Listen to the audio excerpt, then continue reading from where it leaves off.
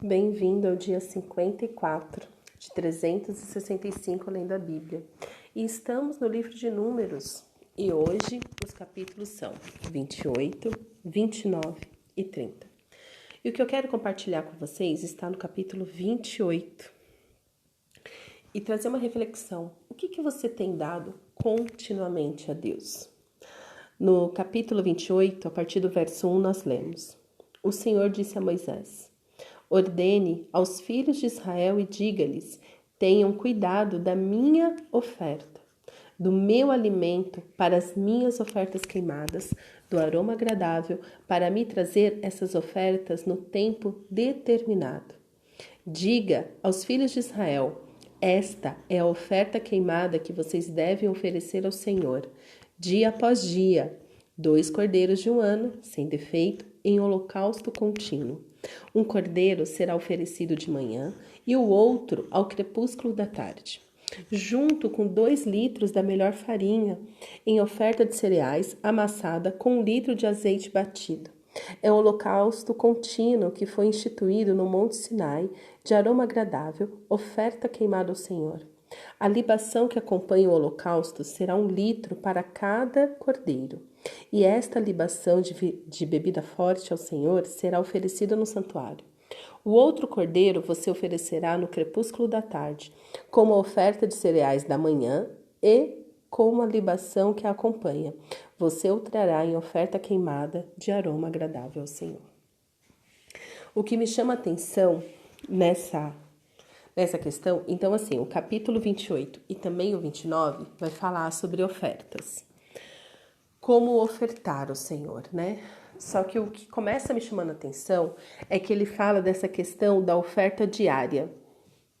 Será oferecido, e não era apenas do dia, um por dia, era de manhã e à tarde, no crepúsculo da tarde. E eu lembro que a primeira vez que eu li, porque assim, como que eu tenho 300 anos de crente, e eu sempre li a Bíblia, eu lia ela porcionada, então eu lia por porções, né? Então eu tinha que dar um estudo bíblico, eu ia lá, fazia o estudo, lia tal, mas eu nunca tinha lido a Bíblia como um todo, de capa a capa. E aí, então, a primeira vez que eu li a Bíblia de capa a capa para entender a história toda foi no ano de 2019, especificamente em outubro de 2019. Então, quando eu li a Bíblia pela primeira vez de capa a capa, eu nunca tinha parado para ler os livros de Levítico, Números, Deuteronômio. Eu nunca tinha lido esses livros e muitos outros dentro da Bíblia. A Bíblia contém 66 livros. Mas o que me chamou a atenção aqui, nesse povo no deserto, que o Senhor ensinava eles a adorar, era essa questão do diário, de ser todo dia.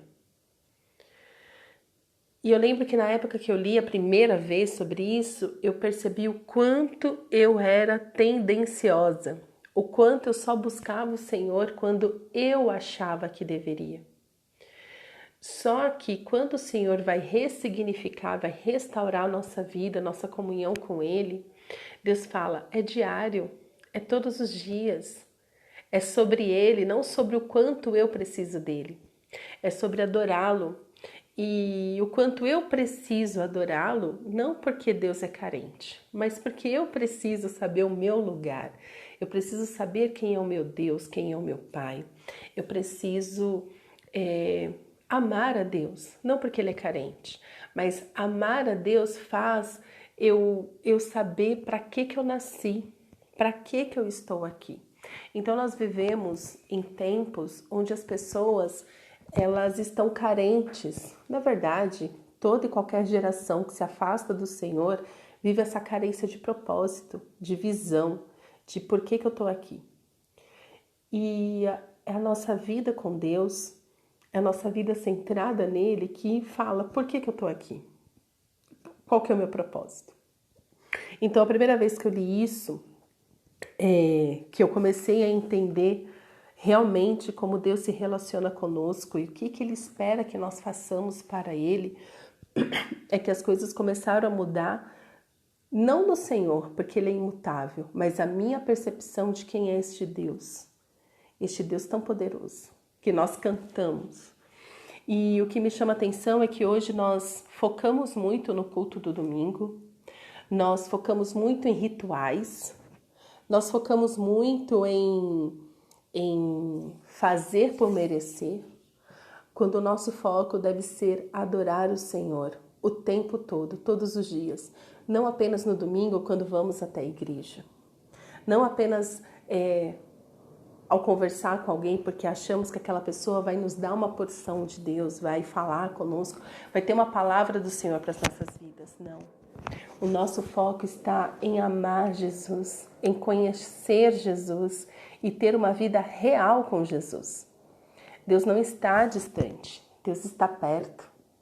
Né? Por isso que a palavra do Senhor diz, chegai-vos a Deus e Ele se chegará a vós outro, porque Ele já está perto. Eu que tenho que ir para perto dEle, eu que preciso me render a Ele, eu que preciso começar a ofertar a minha vida. Então a questão aqui é, o que estamos dando diariamente a Deus?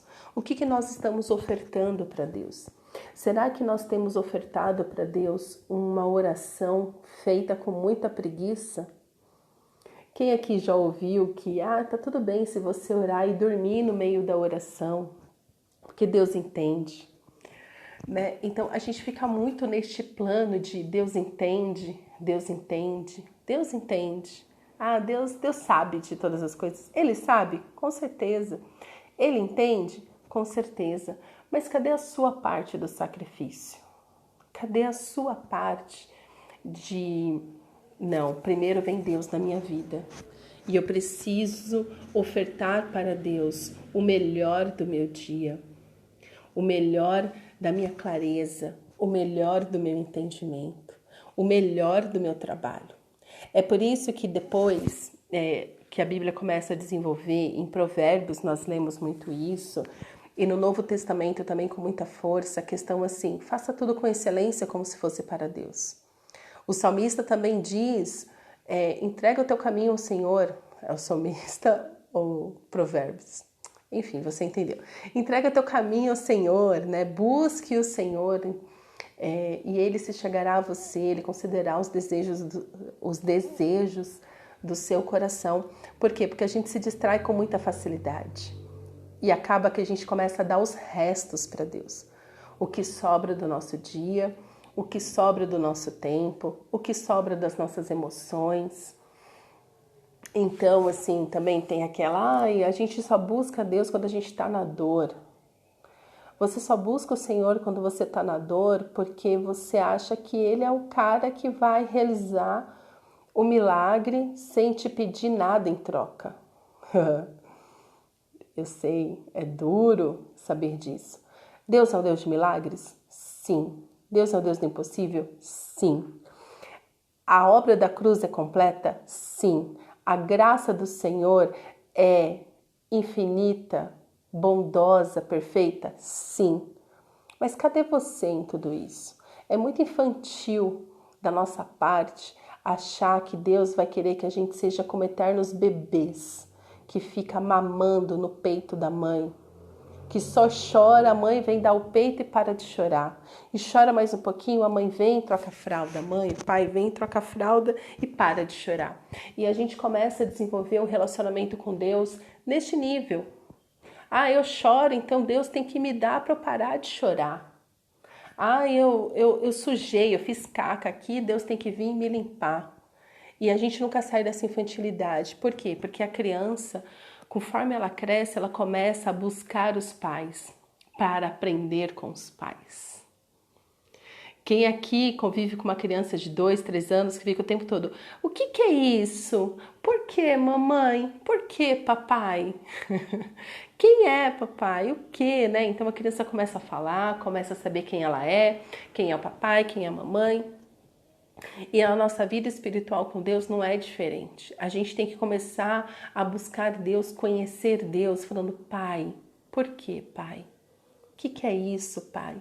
O que o Senhor pensa, Pai? Às vezes Deus pode até perguntar para você, o que você quer ser quando crescer? Não é isso que os pais ensinam para os filhos? Filho, o que você quer ser quando crescer? Deus pode te fazer essa pergunta. O que você responde para Deus? O que você quer ser quando crescer? O que você pensa da vida?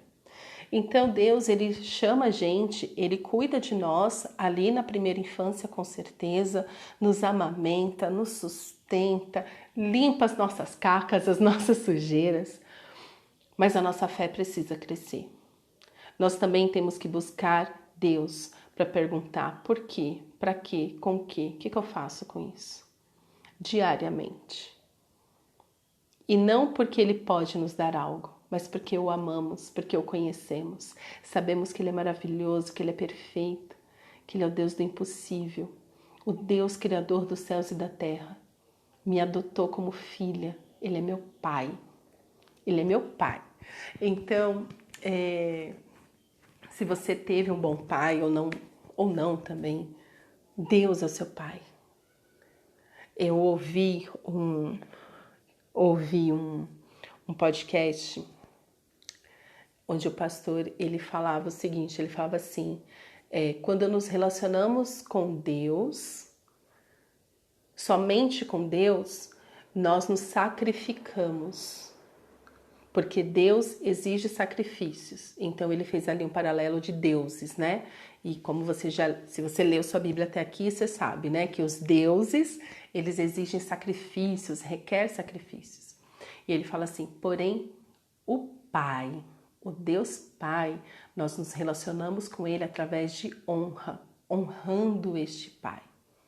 Então, com Deus é sacrifício, com o Pai é honra. E Deus nos leva para este lugar de honra. Deus tem que ocupar um lugar de honra na nossa vida.